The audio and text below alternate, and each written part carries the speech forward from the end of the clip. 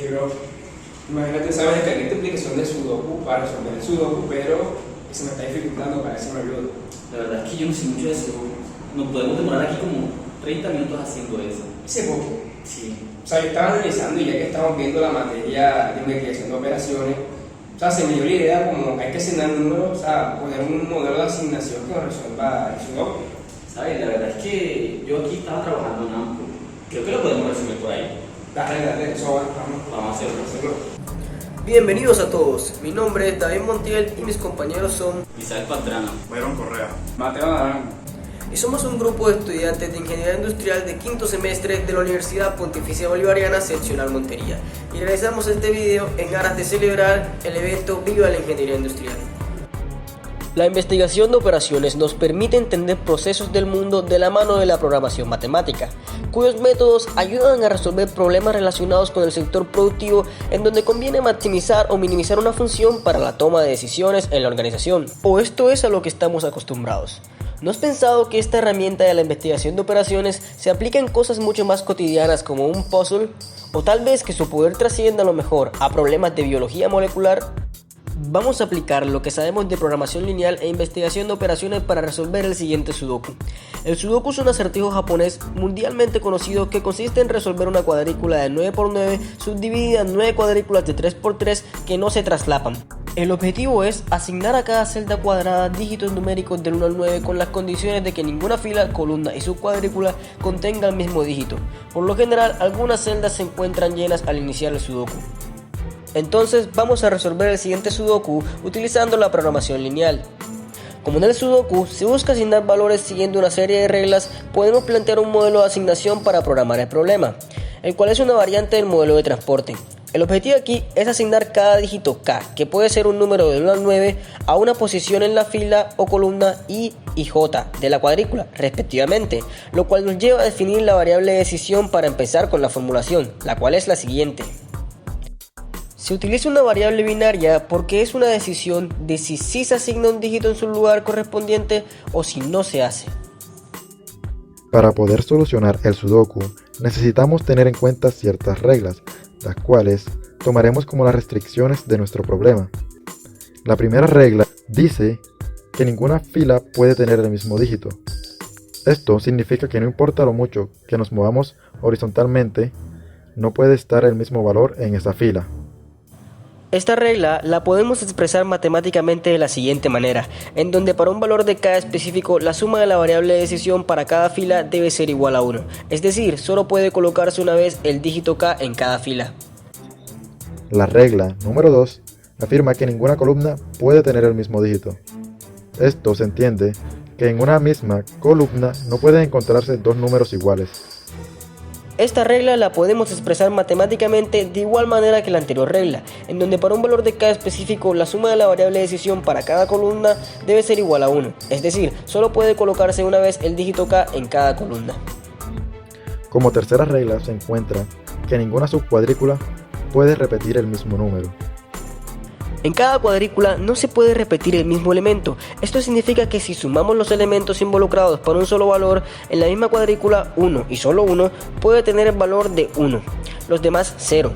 Entonces las sumas horizontal y vertical de los elementos para cada cuadrícula individual tienen que ser 1. Y matemáticamente, luego de una configuración rigurosa en sus conjuntos, esto es lo siguiente. Cada valor de h y t definen sumas dentro de una cuadrícula, de forma que se construyen 9 restricciones en total para las 9 cuadrículas. Hay otra consideración que debemos tener en cuenta, y es que cada celda debe tener exactamente un número, lo que quiere decir que no pueden estar dos números en esa misma posición. Lo que significa que, matemáticamente, esta vez sumaremos la variable de decisión en los valores de K para cada columna y cada fila, lo que asegurará que no se repitan los valores. Al expandir esta restricción, se obtiene la siguiente cuadrícula. Esta restricción es muy útil a la hora de programar nuestro modelo en un entorno de desarrollo integrado como es AMPOL. Y con todo esto, podríamos decir que el modelo está completo. Al ejecutar el modelo, se obtiene lo siguiente, lo cual puede interpretarse de la siguiente forma.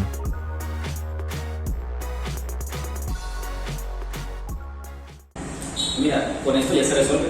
Fue todo. Gracias, profesor. Muchas gracias por el Sudoku. De hecho, puedes resolver cualquier sudoku que quieras con esta formulación, siempre y cuando sea de la forma n por n, y cuando sea múltiplo de 3 puedes resolver el sudoku que tú quieras y como quieras. Muy interesante.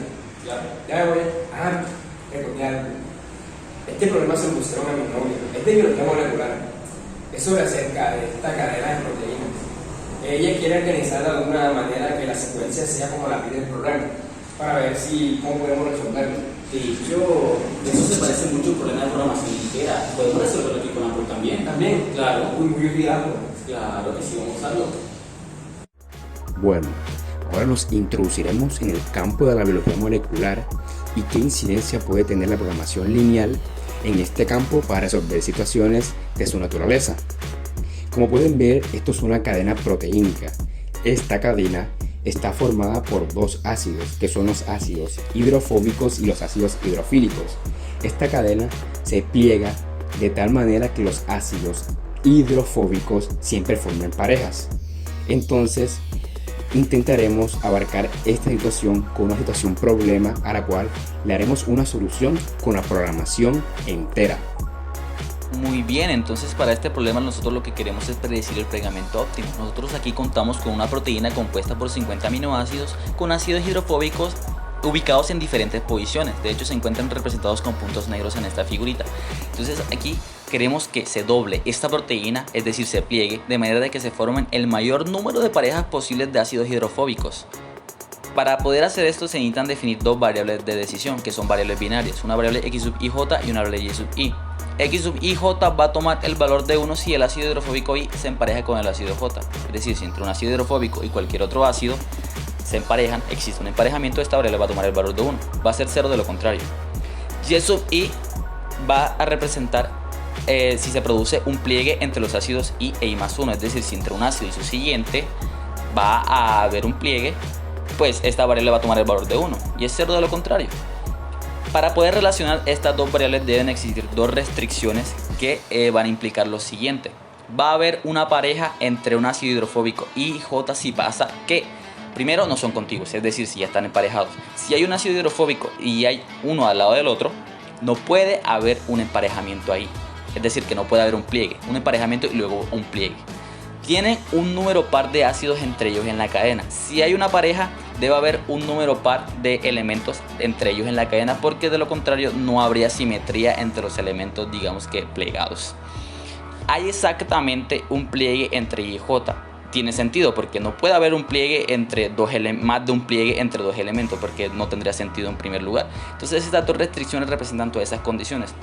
El objetivo entonces es maximizar las diferentes parejas de emparejamientos que se lograron entre los diferentes tipos de ácidos hidrofóbicos. Entonces las soluciones nos dieron resultados bastante satisfactorios. El modelo requirió 471 nodos para poder resolverse. Se emparejaron 8 ácidos hidrofóbicos con pliegues entre los ácidos 3 y 4, 8 y 9, 22 y 23, 20 y 35 y 36. La siguiente imagen representa los resultados del experimento, y la proteína plegada se ilustra con coincidencias adicionales marcadas con líneas discontinuas. Entonces estos fueron los resultados y fueron bastante satisfactorios. Con todo lo mencionado, se evidencia que la programación entera y en sí la investigación de operaciones no se restringen a los casos que se estudian durante clases, ya que sus aplicaciones son tantas que es posible analizar situaciones casuales, como puede ser resolver un rompecabezas o puzzle como un sudoku. Para ello, se hace uso de entornos de desarrollo integrado. En nuestro caso, siguiendo nuestra línea de formación, se emplea el editor Ample, el cual ofrece muchos servicios y es bastante interactivo con el usuario.